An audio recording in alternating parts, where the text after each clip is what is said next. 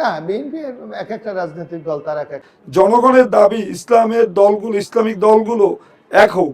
গুঞ্জন পেরিয়ে সামনে অনেক দূর এগিয়ে গিয়েছে ইনশাআল্লাহ। প্রতিদ্বন্দ্বী হিসাবে তো আমরা দেখতে পাচ্ছি মাঠে আরও অনেক প্রচারণা চালাচ্ছে, যেমন হচ্ছে মুস্তাফিজুর রহমান এবং হচ্ছে জামাতের তরফ থেকেও কিন্তু এখানে অনেক প্রচারণা চালাচ্ছে। এখন তাদের মধ্যে থেকে বিএনপির প্রস্তুতির বিষয়গুলো আপনি কিভাবে দেখেন? না, বিএনপি এক একটা রাজনৈতিক দল তার এক একটা প্রচারণার কৌশল থাকে, তার নিজের কিছু রাজনৈতিক পরিকল্পনা থাকে।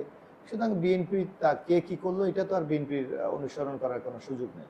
বরং বিএনপি তার নিজস্ব পদ্ধতিতে বিএনপি চলে এবং আমাদের যে সাংগঠনিক কাঠামো আছে সেই কাঠামোর মাধ্যমে আমরা সবসময় দল যেমন পরিচালনা করি, নির্বাচনও সেভাবে পরিচালনা করি।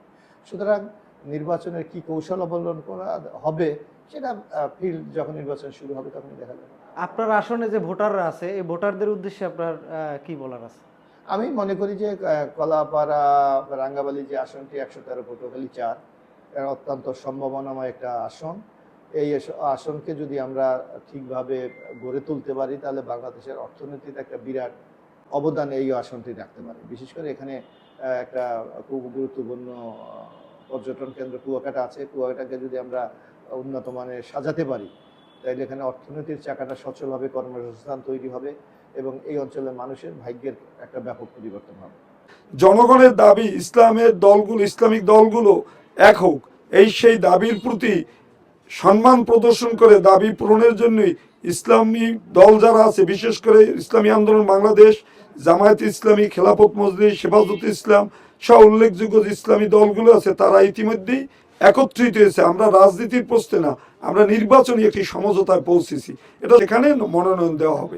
আমাদের কথা একটাই, আমাদের আমির, জামাতের আমির, প্রত্যেকের কথা একটাই যে ইসলামের পক্ষে শুধু একটা বাক্স থাকবে একটি আসনে।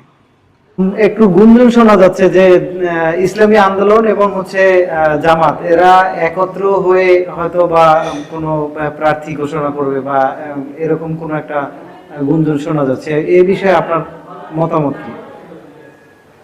আশা করি এটা গুঞ্জন নয়, গুঞ্জন পেরিয়ে সামনে অনেক দূর এগিয়ে গিয়েছে ইনশাআল্লাহ। আমাদের নেতৃবৃন্দ যেভাবে কথা বলছেন তাতে আমরা একটি বাক্সেই, ইসলামপন্থীর একটি বাক্সেই ভোট দেবে ইনশাআল্লাহ।